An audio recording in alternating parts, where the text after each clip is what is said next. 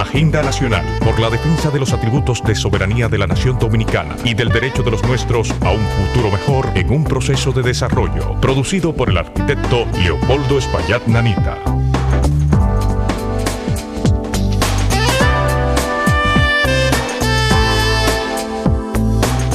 Saludos, pueblo dominicano.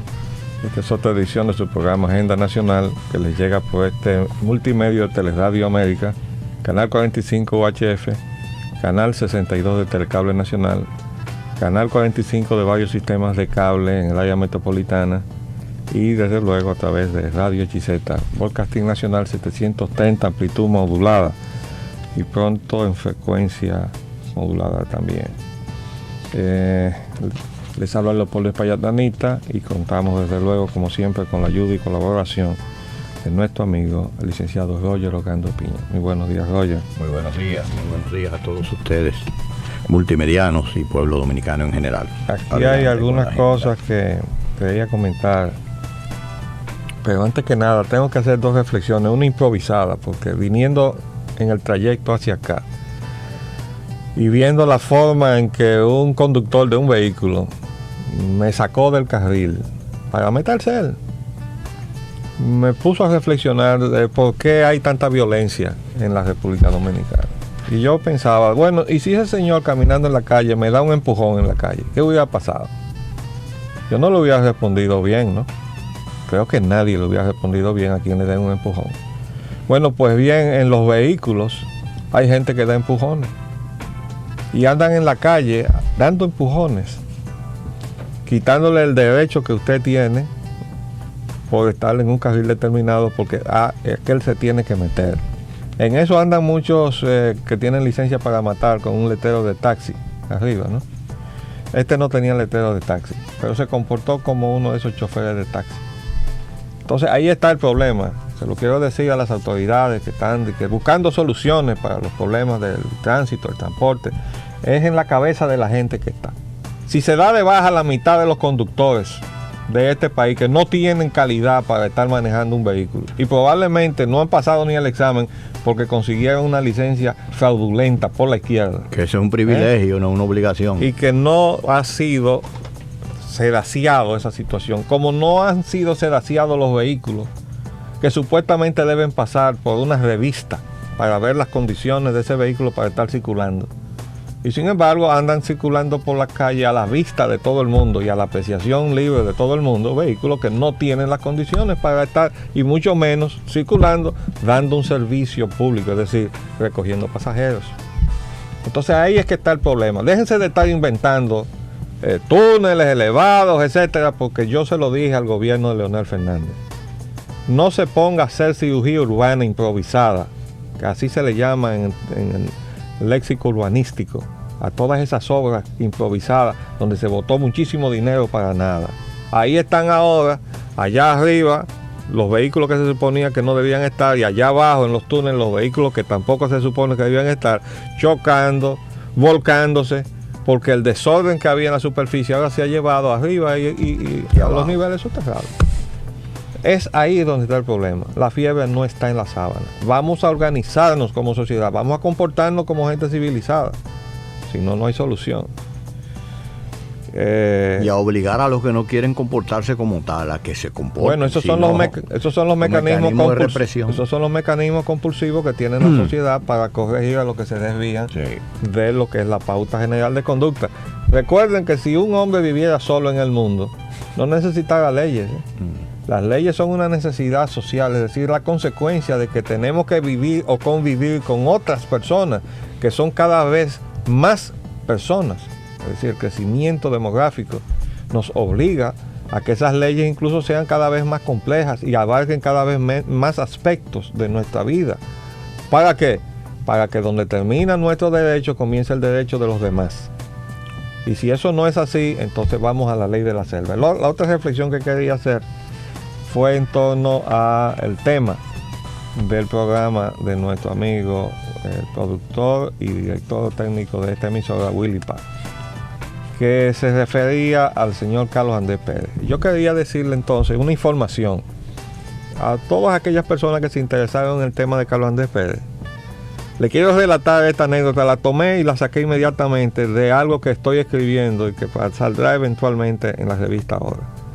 Son las experiencias que tuve yo, las vivencias que tuve yo en distintos gobiernos, pero específicamente en el gobierno de Guzmán. Y le leo rápidamente lo siguiente. Un detalle de interés de las relaciones internacionales del petróleo lo mostró la visita de un día que hiciera al país en fecha 27 de diciembre de 1978, el entonces presidente de Venezuela, Carlos Andrés Pérez, la cual me tocó preparar, a quien habla, yo era el secretario técnico de la presidencia, viajando a Caracas, también en viaje relámpago 2 días antes.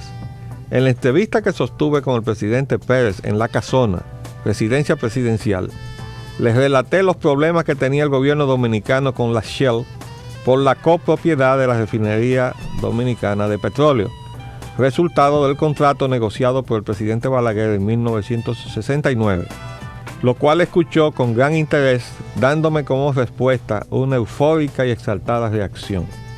Venezuela le financiará a la República Dominicana la compra de las acciones de Shell como primer paso para un acuerdo petrolero. Como es natural, consideré que esa propuesta era la cuestión más importante en la agenda de la visita presidencial y desde luego de enorme trascendencia para el país y el nuevo gobierno, y esa misma noche regresé en un vuelo especial junto a la avanzada de seguridad del presidente Pérez a traerle las buenas nuevas al presidente Guzmán. ¿Cuál no sería mi sorpresa cuando en la mañana del día 27, al bajar del avión la comitiva presidencial, el ministro Héctor Hurtado me dijo muy bajito al oído: hay que sacar de la agenda lo de la Shell. Hurtado no me dio ninguna explicación, ni nunca he podido preguntarle a Carlos Andrés Pérez qué pasó entre la noche de nuestra entrevista y su llegada al país. Es obvio que el largo y poderoso brazo del petróleo internacional se había hecho presente. Yo no he tenido oportunidad, como digo aquí, de preguntarle a Carlos Andrés Pérez qué pasó, pero esa fue una oportunidad que él tuvo en su primera gestión como presidente, cuando las cosas que hacía como presidente eran distintas a las que hizo cuando volvió la segunda vez, que vino con la música neoliberal que él mismo ayudó a inculcarle al PRD a través de Peña Gómez y a través de todo lo que ellos recibieron del Internacional Socialista. Hay un libro que escribió un autor español que yo me puse a buscar por dónde se había producido ese colapso ideológico del PRD y de la Internacional Socialista.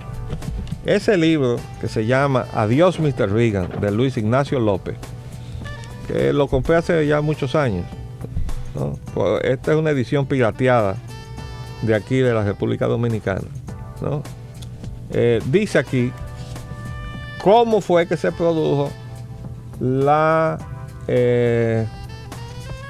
corrupción ideológica de la Internacional Socialista. Y yo decía, hay un eslabón perdido. ¿Qué es lo que ha pasado? Porque yo sabía que esa desviación ideológica le había llegado al PRD de España y del Internacional Socialista. Y hasta que encontré aquí el testimonio que se da de que se habían alentado discretos contactos con la Internacional Socialista y que se respaldó en 1982 la alternativa española de Felipe González, resistida por los conservadores de la Heritage. La Heritage es una fundación norteamericana muy conservadora, pero quien hizo esos contactos, ¿ustedes saben quién fue? Alexander Haig, que era el consejero de Seguridad Nacional del presidente de los Estados Unidos y luego pasó a ser el secretario de Estado de los Estados Unidos. Está aquí en este libro, el que quiera. No sé si todavía se consigue. Por favor, haga un close-up, que nuestro camarógrafo estaba lejos. Adiós, Mr. Reagan, de Luis Ignacio López. En la página 78, aquí arriba está, y está subrayado, donde están las aseveraciones que le acabo de leer. Por ahí no comenzó a entrar la cosa, pero de allá vinieron también los mecanismos de corruptela, de coger empresas y usar empresas para meter dinero en los partidos. Todo eso vino de España y están excelentemente cubiertos en aquel libro que enseñé aquí también, que se llama La corrupción en España. Eso es así. Entonces quería mencionar que el profesor Bosch parece que está muy mal de salud.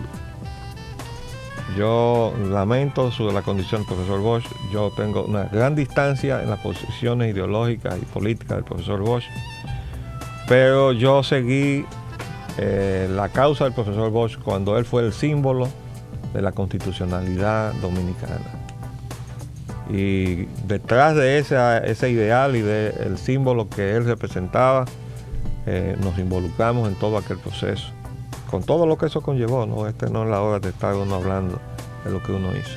Simplemente decir que, como dije cuando tomé posesión del comité ejecutivo del PRD, no fui boschista, no vengo a ser peñagomista. Yo no seguía al profesor Bosch como persona, lo seguía a través de las ideas que aquel entonces él fue que trajo la democracia a la cabeza de los dominicanos, al seno del Partido Revolucionario Dominicano. Nos enseñó eso. Después nos quiso enseñar otra cosa y bueno, ahí comenzamos a caminar por senderos diferentes. Pero lamentamos muchísimo la condición en que desde luego su avanzada edad le ha llevado. Yo me reitero a esos criterios que usted ha externado y también coincido en casi el 101% con lo que usted ha dicho desde el principio del pensamiento boschista dentro del Partido Revolucionario Dominicano y la evolución que tuvo lugar dentro del mismo partido y su extrañamiento del mismo, y coincidimos exactamente en todos y cada uno de los periodos, pero lamentamos profundamente. Y nos tocó pasar muchas cosas juntos. Sí, así es. Lamentamos profundamente que el profesor Bosch se encuentre en este estado de salud y pues nos adherimos al dolor de todos los que estén lamentando esta situación, sobre todo su esposa y sus familiares más cercanos. Bueno, quería también entonces introducir las temáticas de hoy con el tema de la economía internacional. Sí, la economía internacional viene en el periódico El Nacional, un titular que dice a la OPEP le preocupa más la reducción del consumo del petróleo que las ventas que va a introducir Irak en el mercado.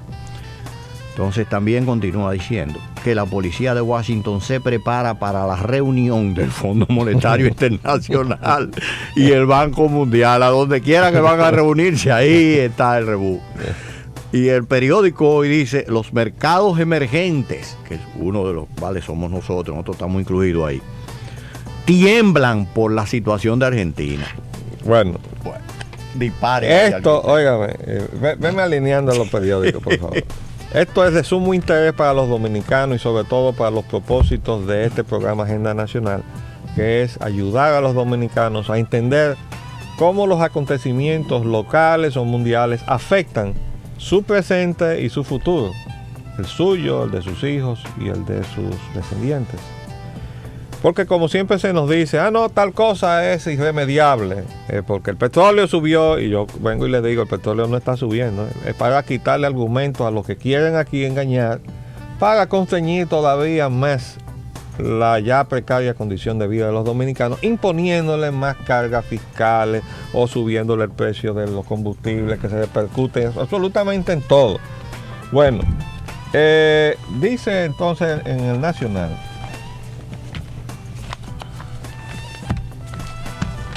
en este aspecto de lo de la preocupación, que lo que más le preocupa a la OPEP no es que Irak esté entrando ahora al mercado con su producción de petróleo, que desde luego contribuye a que el petróleo baje, sino lo que yo les he estado diciendo, que la economía del mundo está pasando a través de una parálisis o de una reducción de su actividad, una recesión, y que es esa recesión económica la que está determinando la baja de la demanda del petróleo, porque esa es la economía real. Eso que se cita, que la bolsa de Nueva York, esa es la economía especulativa, eso no es la economía real. Ahí está en juego, bueno, lo que hace la gente con su dinero cuando quiere ganar dinero a costa del esfuerzo de los demás. Entonces va a la bolsa de valores e invierte en las acciones de aquellas empresas que cotizan en la bolsa de valores. Pero eso no tiene nada que ver con que si esa empresa está incrementando su producción, si esa producción está teniendo mercado, que son dos cosas que son importantes y esenciales, porque usted puede producir algo, pero si ese algo se le queda a usted en los almacenes porque no tiene demanda, que significa una de dos cosas: o la gente no tiene poder de compra, que es una posibilidad, que es la que se está dando en muchos casos ahora, o sencillamente porque usted está fabricando o produciendo algo que la gente no necesita. Entonces, la situación actual es que se ha reducido el poder de compra de todos los países, de todas las familias, en todos los países, y entonces eso está creando una recesión en la economía. Entonces, es eso lo que está preocupando realmente a los OPEP. No es la entrada de Irak, es que ellos están viendo que ese colapso de la economía va a arrastrar hasta límites insospechables el precio del petróleo. Y esas naciones del OPEP, sus gobiernos viven de los ingresos que perciben del petróleo. Quiere decir que cuando el petróleo se cae, y quiero explicar esto porque tenemos una relación unívoca con Venezuela, en el sentido de que ellos nos suplen petróleo, nosotros nos suplimos de ellos, nos necesitamos recíprocamente. Y pasa lo mismo con México.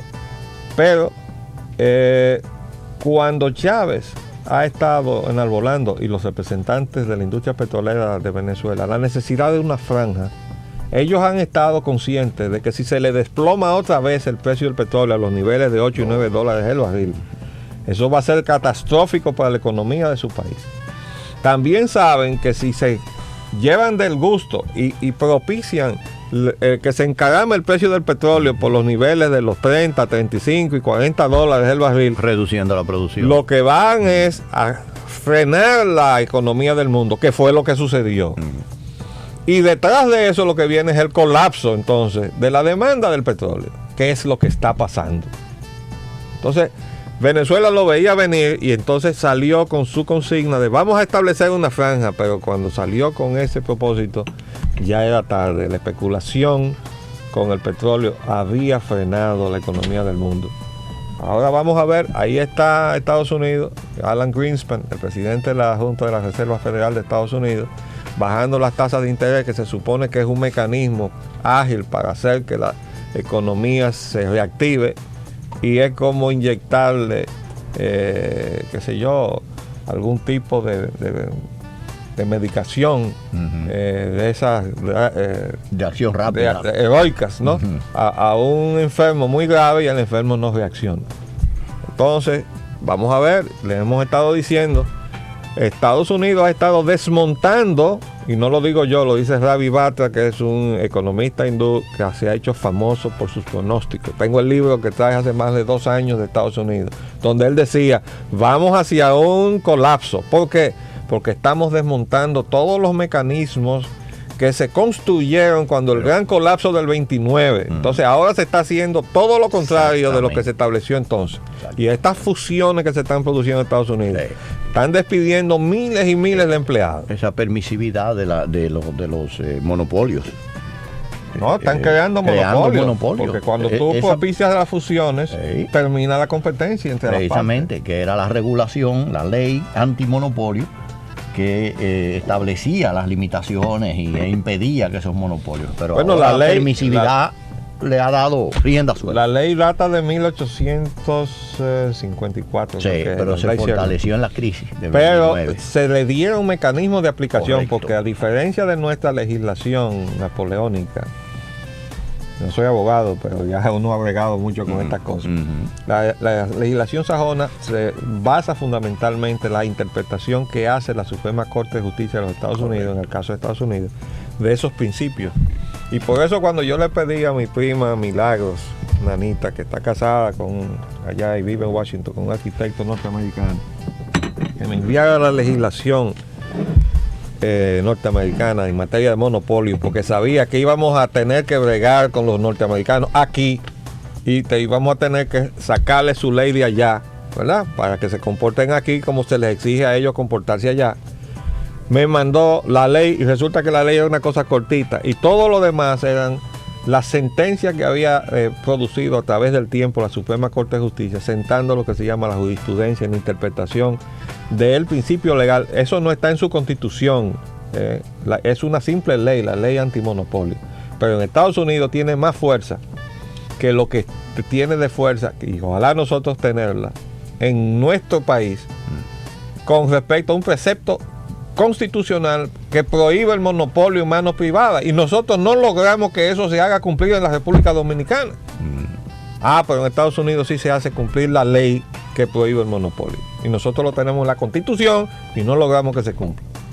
Y vienen unos extranjeros y se meten aquí y se les permite hacer lo que sea, violando ese precepto constitucional que prohíbe el monopolio en manos privadas. ¿Por qué sucede eso? Porque tenemos una Suprema Corte de Justicia ahí sentada, que se proclamó vitalicia para comenzar, ¿no? Se instaló y dijo, vamos a reunirnos de urgencia porque tenemos un asunto muy importante que dirimir. ¿Cuál es? Si somos vitalicios o no, y se proclamaron vitalicios. Desde luego hay otra tesis jurídica, enarbolada también por juristas, que dicen que no, que ellos, de acuerdo con la Constitución, tienen 4 años. Y que ya se le está terminando, si no se le ha terminado su mandato. Y yo creo que lo mejor que le puede pasar a este país es que salgamos de esos jueces de la Suprema Corte y que reconstituyamos esa Suprema Corte que nació mal por obra y gracia de los partidos políticos. Porque eso se acuñó ahí, eso que está ahí, porque se pusieron de acuerdo la dirección de los partidos, y de ahí no salió lo mejor. Hay una mezcla rara de cosas, de gente muy buena con gente que es muy sospechosa. Y los sospechosos han prevalecido. Y por eso esa Suprema Corte está marchando mal. Entonces hay que reprocharle a los buenos que se quedaron, que se han pegado un zipper en la boca para seguir sentados en la poltrona de juez de la Suprema Corte. Eso los hace cómplices de todo lo que han hecho la parte podrida de la Suprema, que ha estado dirigiendo los trabajos de la Suprema Corte. Entonces, por eso tenemos los problemas que tenemos. De todos modos, quería hacer estas reflexiones porque la economía del mundo anda mal. Ahora mismo se va a reunir en septiembre el Fondo Monetario del Banco Mundial en Washington. Y se espera arriba de 50,000 personas protestando. Y recuerden lo que yo les he dicho, que por cada uno de los que está sentado ahí, hay 1,000 sentados en su casa que están de acuerdo con eso. Allá. Bueno, pues lo mismo sucede aquí y sucede en todas partes del mundo, porque por fin la gente se ha dado cuenta que este bendito, para no decirle otra cosa, modelo de globalización neoliberal lo que hace es atentar contra todos nosotros. Y donde haya democracia y donde se deba imponer la voluntad de la mayoría, que se supone que eso es la regla de la democracia, no es posible que nosotros, los que mandamos, o sea, los que somos ciudadanos y votamos y le decimos a los que elegimos qué es lo que nosotros queremos que se haga, estemos apoyando la extinción de nuestro derecho, la extinción de nuestra esperanza, de nuestro futuro y la extinción de nuestras oportunidades de progreso. Sencillamente nadie es tan estúpido como para hacer eso. Y aunque tuvimos un tiempo antes de darnos cuenta que era lo que se nos venía encima, hubimos un grupo pequeño, reducido, que desde el principio estábamos diciendo, miren lo que viene ahí, ojo con eso que viene ahí. No creían.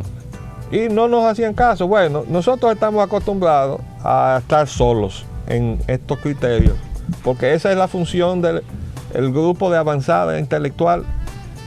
Como tenemos una situación privilegiada, porque ser un profesional y lograr hacer experiencia en un país donde la mayoría es analfabeta, es un compromiso social el que uno adquiere, porque uno tiene que pensar por la mayoría que no puede darse cuenta de lo que está pasando, y uno tiene que decirle la verdad.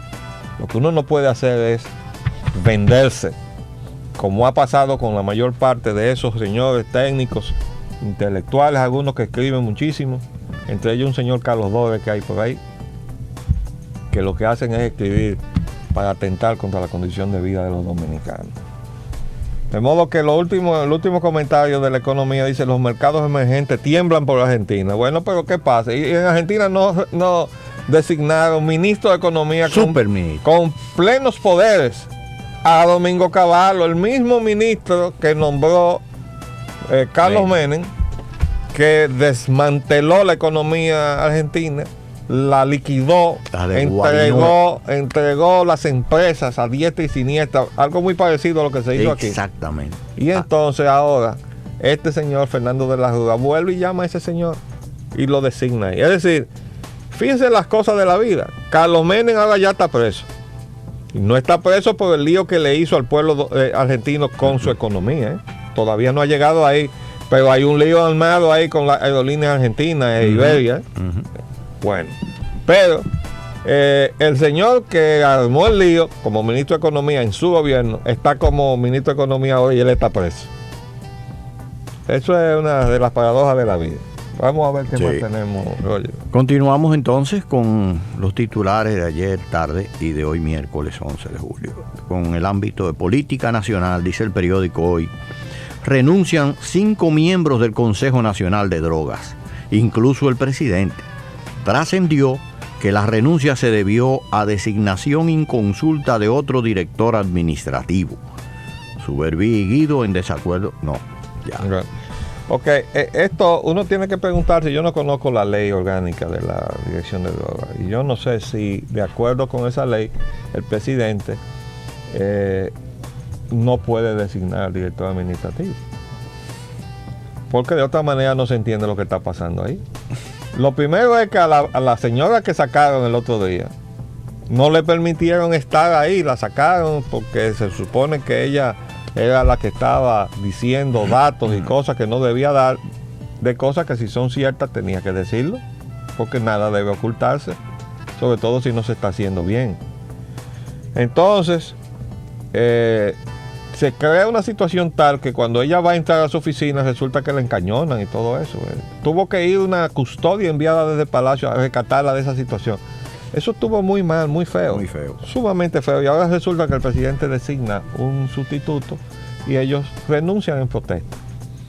Eso me recuerda a mí cuando le renunciaron al presidente Balaguer los jefes militares porque le habían nombrado a Neyni Bar, jefe de la Policía Nacional. ¿Qué pasa? Que el presidente Balaguer, imperturbable, les aceptó la renuncia a todos, ¿no? Y ahí entonces hubo que salir huyendo otra vez para atrás, ¿no? Y que vamos a crear una crisis. ¿Será la pretensión también de crear una crisis en ese sector de la droga? Quiero decir algo. De ese comité o consejo de ciudadanos, había realmente personas de mucho aprecio para mí. Pero hay uno en particular cuya presencia ahí en ese consejo de drogas no es para mí garantía de que las cosas se hagan bien. Y me estoy refiriendo a Freddy Vera Goico. Porque Freddy Vera Goico fue uno de los ciudadanos que designó Leonel Fernández para que fuera testigo de que la entrega de los aeropuertos era una cosa correcta, hecha con pulcritud. Y él, lamentablemente, hermano de una persona a quien yo quise mucho, que es Maximito Vera Goico, que fue un miembro prominente y motivado de Unión Nacionalista. Y Bonaparte Gotó Piñero, un amigo del 65. Se sentaron ahí junto con otras personas a dar testimonio de que eso estaba bien. Sin haber analizado, sin haber leído nada. No, ellos sabían lo que estaban haciendo. En nada. A ellos los invitaron a pasear el mundo, ¿no? Se fueron a la Argentina y se fueron aquí o allá para que vieran lo bien que eso se podía hacer en otros países, para venir a decirnos a los dominicanos que eso se había hecho bien. Bueno, pues lo bien que se está haciendo en la Argentina ha tenido sus repercusiones ahora. Menem también. Yo le quiero decir a Freddy Vera Goico que a partir de ese momento todo el aprecio personal que yo le tenía de lo que él podía haberse ganado desde el punto de vista de contribuir a las mejores causas del pueblo dominicano, la borré. Tengo que decírselo aquí, lamentablemente, por el mismo medio que él utiliza. Tenemos que hacer un paréntesis para cumplir el compromiso.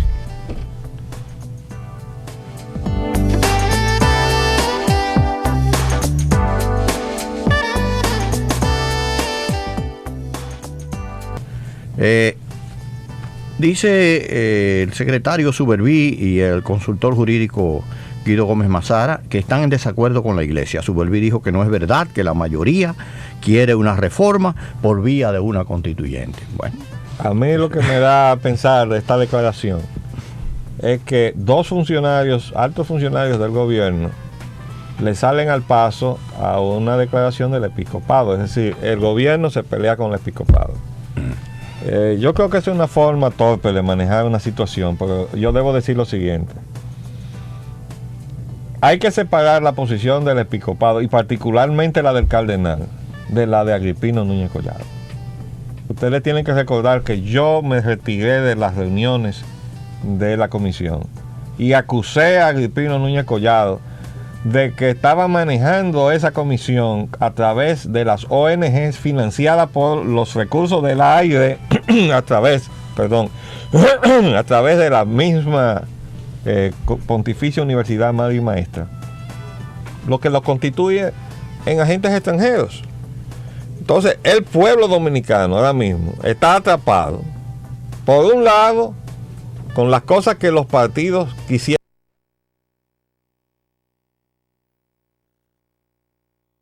Quieren decir los agentes extranjeros que están sentados ahí como sociedad civil. Nosotros somos sociedad civil. No, ustedes son agentes extranjeros.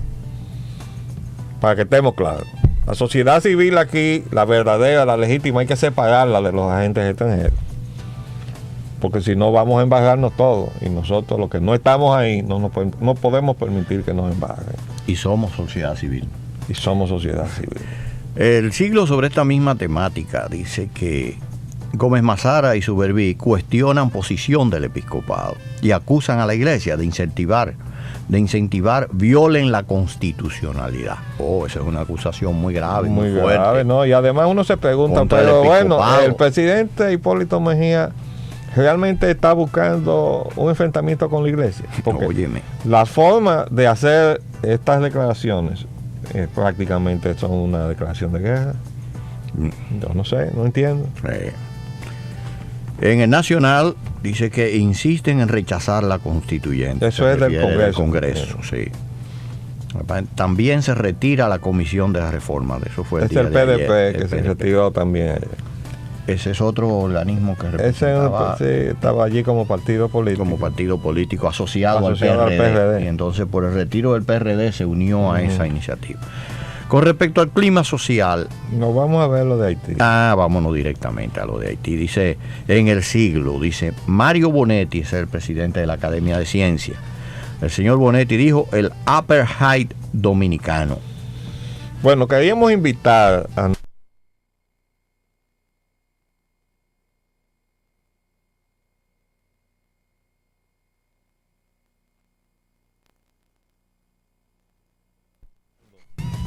la vicepresidenta de la República y secretaria de Educación, Milagros Ortiz Bosch, de ese concepto equívoco con que ella nos quiere meter gato por liebre. Pero ella, ese día que habló tan sinceramente que ya no puede ocultar las verdaderas motivaciones de esa iniciativa. Es darle cabida en las escuelas dominicanas a los hijos de haitianos. No fue resolver el problema de los niños dominicanos, que son decenas de miles, que no tienen acceso a las escuelas porque por la condición económica y social de sus padres o sus progenitores o de sus tutores, no pueden o no pudieron ser declarados ni siquiera tardíos. Entonces ese es un problema dominicano, pero lo otro no. Entonces que venga, hay una declaración aquí misma del nuncio. Esta declaración del nuncio. El nuncio, que acaba de llegar al país y se inauguró haciendo una ceremonia en el Centro Olímpico, que se ofició en español y en creol, viene a la República Dominicana, obviamente como parte del esquema de imponernos la fusión con Haití, y se lo vamos a rechazar. Y que no me vengan a tratar de chantajear porque es el nuncio de la iglesia de la cual uno es parte, porque esa es parte de las distorsiones de la iglesia católica. El nuncio aquí no viene a evangelizar, es el representante diplomático de un estado. Esas son de las distorsiones de nuestra iglesia.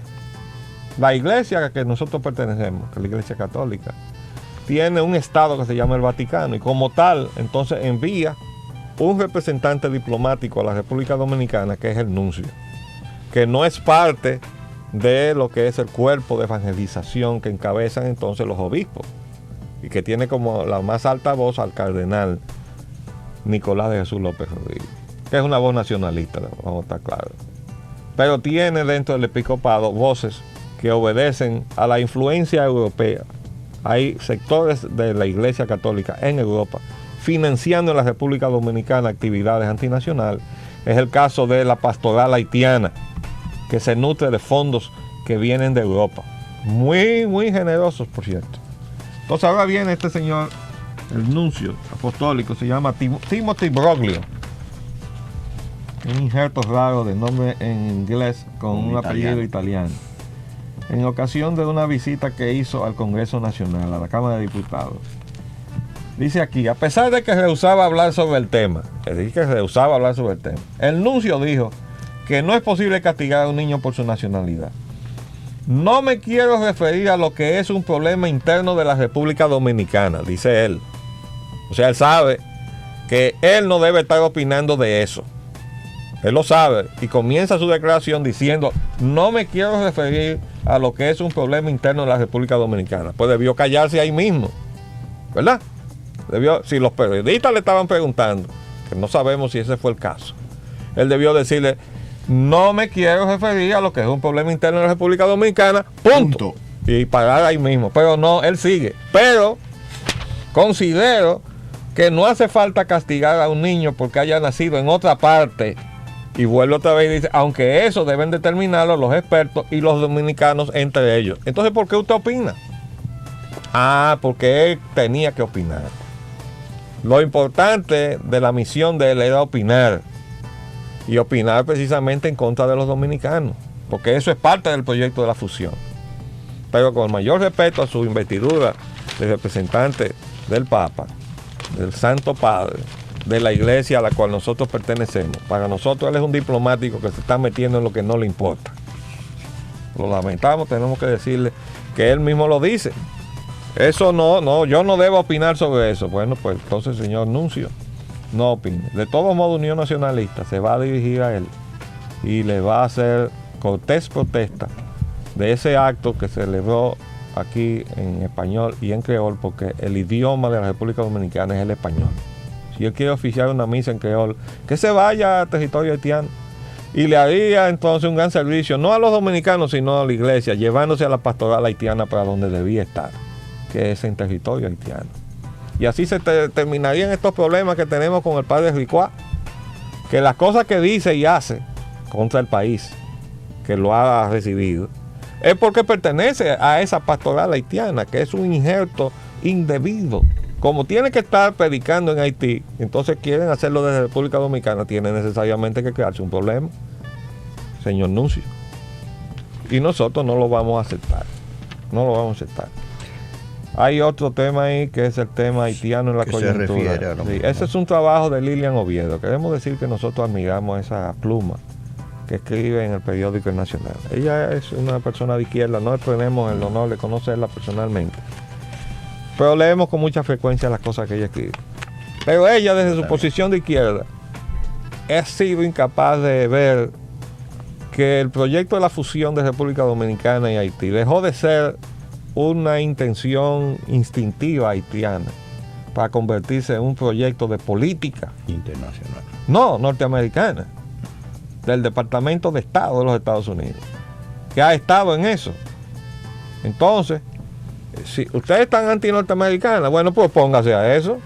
Son los Estados Unidos a la cabeza de Francia y Canadá, del grupo, que también participó Venezuela cuando estaba Carlos Andrés Pérez como presidente de Venezuela. Por eso el pueblo dominicano los rechaza hoy, porque los reconoce en su posición fusionista.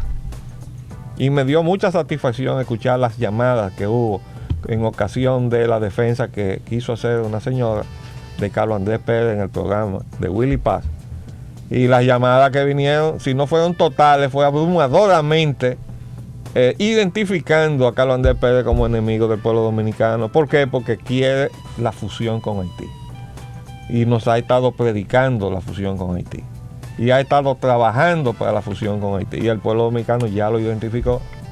Y eso significa que nosotros todos, ya no una parte, sino todos estamos adquiriendo conciencia de hacia dónde nos quieren llevar. De modo, este trabajo del tema haitiano en la coyuntura, y dice el mismo periódico, tenemos que rechazarlo desde el punto de vista y llamarle cordialmente a la autora a que se documente mejor quiénes están detrás de ese proyecto de fusión. Yo creo que debemos darle paso a la llamada. Sí, creo que hoy debemos darle muchas adelante con la llamada, que hace días que le debemos eso a nuestros televidentes y radioyentes. Bueno. Adelante. Felicitamos al arquitecto Espaillat y al licenciado Roger Ogando. Es de el fan club del arquitecto. Es una voz muy conocida, sí, por favor, que se me pase por alto. Sí, exactamente, pero vamos a dejarlo ahí. Quería decirte, por favor, que el nuncio, aunque tenga apellido aparentemente italiano, es americano. Para tu conocimiento y sin de los... Bueno. Ok, gracias. Muchas gracias por la información. Adelante, otra llamada. Sí, buenos días, arquitecto. Muy buenos días. Buenos días, Rey Orlando. Muy buenos días, caballerísimo. Tu amigo Manuel Lealo. Ya, Manuel. Gracias, Manuel. Adelante. Arquitecto, le voy a hacer una sugerencia, a ver qué usted piensa de esto. Dígame. Como estamos empeñados, y en eso no nos incluimos nosotros, en modificar la Constitución, pero cuando la vayan a modificar seriamente, yo quiero que usted se encargue de hacer que se introduzca un articulado en la Constitución donde el mandatario que no aplique su programa de gobierno, hay un tribunal, puede ser tribunal electoral que pueda convocar al pueblo para sustituirlo por otro. ¿Qué usted cree de esa sugerencia? Hombre, usted me ha leído el pensamiento. Eso lo tengo yo escrito desde hace varios años, precisamente por la triste experiencia que pasé yo desde el propio PRD. Y acuérdese que yo fui el primer secretario técnico del gobierno de Guzmán, que saliendo yo del cargo, ahí automáticamente el programa de gobierno fue a parar a un zafacón, porque ya el presidente Guzmán quedó rodeado de gente que no tenían ni siquiera identidad con el programa, y algunos de ellos al contrario, estaban en contra de ese programa. De modo que a partir de ahí, lo poco que se llegó a cumplir, se cumplieron otras metas, pero hay aspectos esenciales de ese programa que fueron totalmente olvidados. Y ni hablar de lo que pasó con la gestión de Salvador Jorge Blanco. Entonces yo, de las cosas que apunté de esa experiencia para una constituyente, fue precisamente eso que usted acaba de decir. De modo que le damos las gracias por estimularnos en esa línea de conducta, y vamos a ver otra llamada, por favor. Buenos días. Muy buenos días. Arquitecto. Sí, adelante, ¿quién es? Le habla Mejía, Félix, de aquí de Villa Consuelo. Nosotros conocemos su trayectoria desde hace mucho tiempo, porque estamos a través de la prensa, y conocemos su lealtad nacionalista y dominicana, y su capacidad y su honestidad. Pero este pueblo no podemos dejarle a usted solo y a algunos más la defensa del pueblo, de la dignidad y de la integridad de la patria. Hay que buscar, aunque sea ustedes mismos, para que el pueblo se vaya incorporando masivamente detrás de ustedes, para darle el apoyo que necesitamos, porque no podemos dispersarnos para poder mantener y preservar nuestro país de tanta gente perversa. Yo quiero que usted nos dé una opinión y nos dé luz para nosotros colocarnos a la vanguardia de ustedes. Gracias, arquitecto. Muchas gracias por esas voces de aliento. Yo le quiero decir lo siguiente: independientemente de que tenemos abiertas las puertas en la misma Unión Nacionalista para que sirva un poco como orientador de estas inquietudes, nosotros reconocemos que una buena parte del pueblo dominicano milita en partidos políticos, y el gran daño que se le ha hecho a la causa de la nacionalidad dominicana proviene de los partidos políticos. ¿Por qué? Porque estos partidos, y yo puedo hablar del partido a quien yo le di la mayor parte de mi vida, que fue el PRD, abandonó los estandartes nacionalistas.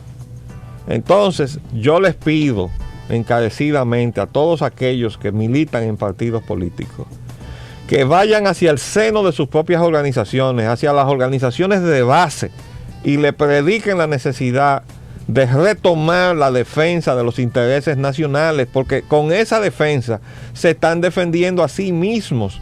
en sus intereses fundamentales de preservar el derecho a prosperar en paz en su país, que es la razón de ser de este programa.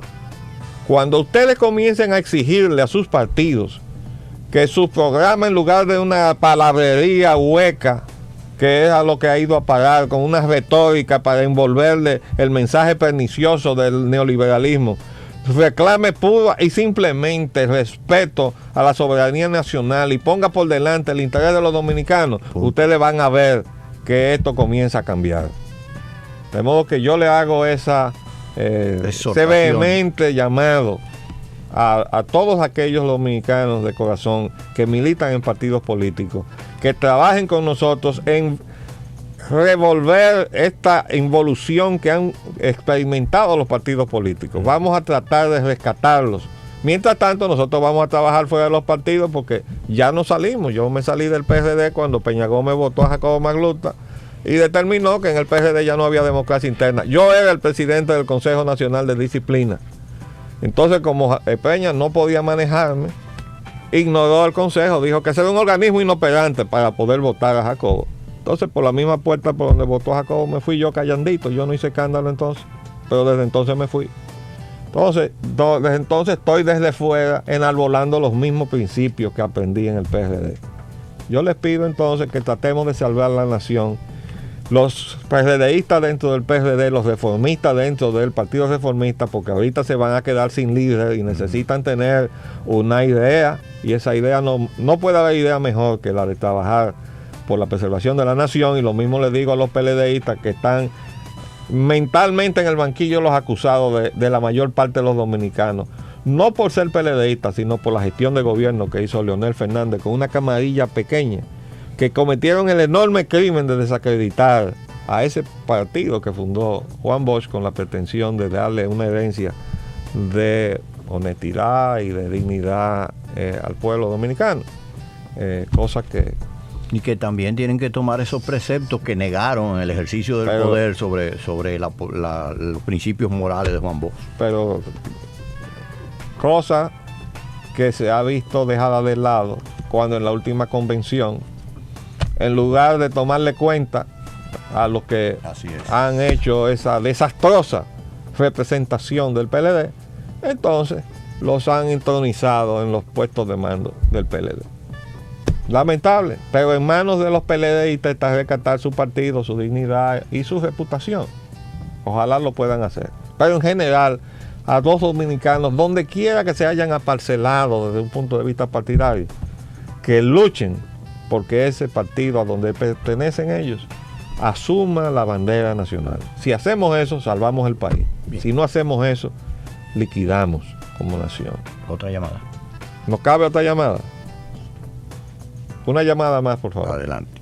Adelante. Buen día. Muy buenos días. Buen día, señor arquitecto. Buen día, señor Roger. ¿Con quién hablamos? Es Ricardo del sector de Herrera. Dígame, Ricardo. Señor Roger, nosotros lo queremos ver un poco más alto de lo que usted se merece. Muchas gracias por sí, señor Roger, le estamos llamando de este sector de Herrera con relación a que no tenemos otro medio a quien pedirle ayuda, y es con relación a los apagones a donde nos están llevando. Aquí se va la luz a las 6 de la mañana y todavía a las 7 de la noche por aquí no se ve luz. Así es. Yo no entiendo quién es que nos representa en este país a nosotros. Porque es que nos hallamos quien diga, mire, está pasando esto o pasa lo otro, sino es que nos dan el apagón y uno no haya qué hacer, porque es con los brazos cruzados que estamos en este sector de Herrera, en todo el sector de Herrera.